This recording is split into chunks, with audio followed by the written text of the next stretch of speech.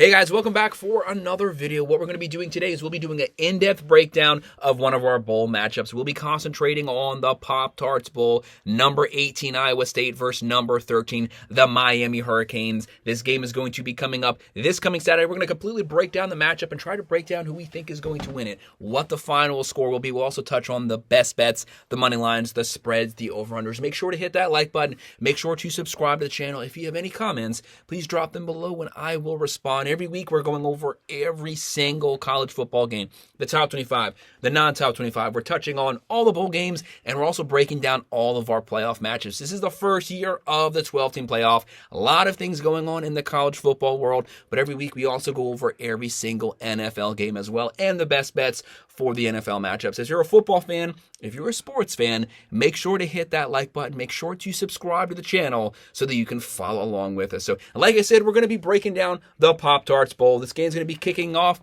this Saturday at 3:30 p.m. on ABC. Number 18 Iowa State 10-3 versus number 13 the Miami Hurricanes coming in here at 10-2. Miami has a 68.7% chance to win this game. They are 3-point favorites. The over here is 55.5. So Vegas sees a lot of points being scored in this game. When you've seen Miami's defense this season, you know there's going to be a lot of points. Every game seems to be a shootout. But the big news for this game, Cameron Ward is going to be suiting up one last time for the Miami Hurricanes. You got to give this guy props. He's going to be a top 5 pick. He might be the number 1 overall first quarterback drafted potentially. And still, he's not letting his team alone. He's going to show up. He's going to put on that suit one last time. You have to give him credit. He's leading this team the way a quarterback should. A lot of guys who might have chose to sit this game out, seniors, they're going to suit up just because their quarterback is also suiting up. But they've also had a lot of players go into the portal that aren't going to be potentially suiting up in this game.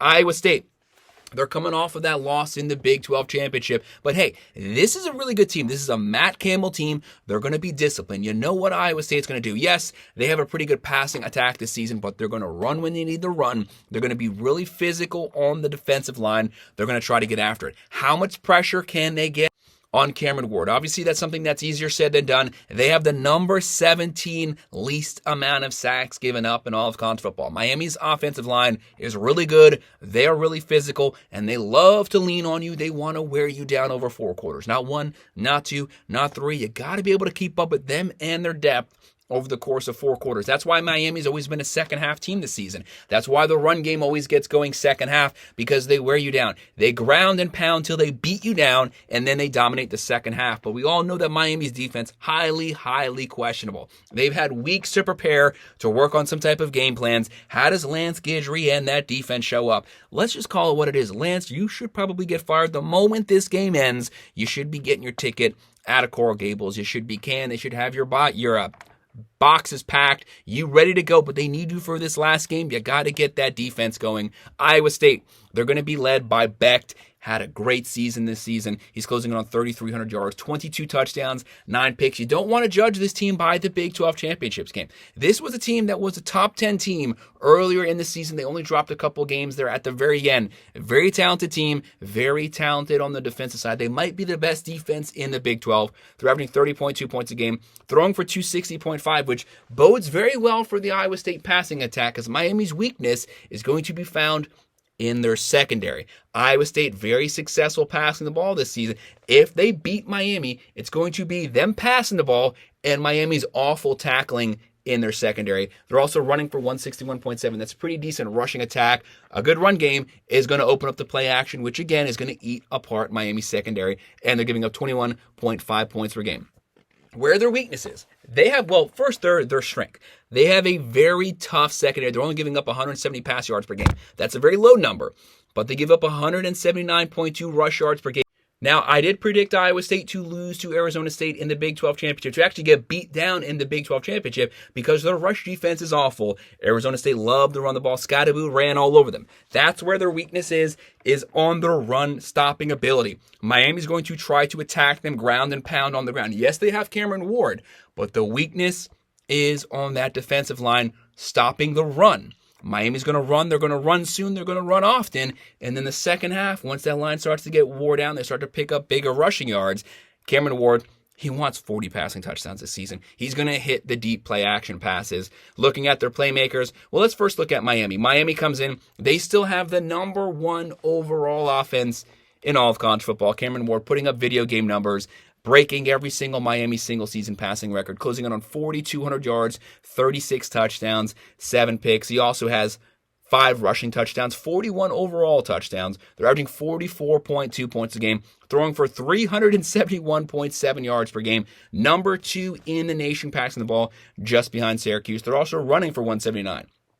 Remember the statistic for Iowa State. They give up 179.2 versus their average team, and Miami's already averaging 179. They have a really good shot to get over 200 rushing yards per game, especially when Iowa State has to respect Miami's passing attack like they do. They haven't faced a passing team like Miami this season. Miami's going to pick them apart through the air. They got to get pressure on the ground. If you start to pull those safeties back, start to drop the linebackers, Miami's going to eat you up at the line of scrimmage on the ground, and Miami's giving up 23.9 points a game. Miami definitely has a weakness in their secondary. Corners, safeties, bad tackling, bad angles. Iowa State, they have a pretty decent passing attack. They want to attack Miami often. Hit the bombs. There's no reason for dink and dunk. Miami can't stop the deep pass. Hit them often. Hit them as early as possible. You want to jump up to an early lead. Miami's a second half team. You don't want to go into halftime tied or up 3. You need a really big cushion because Miami showed they dominate the second half. That's when they make their comebacks. You want to make it uncomebackable, basically. You don't want Miami to have any shot to score a bunch of second half points. Looking at the playmakers here for Iowa State, they have Hansen at the running back position. Hey, they have Higgins as the wide receiver. And for Miami, they're loaded.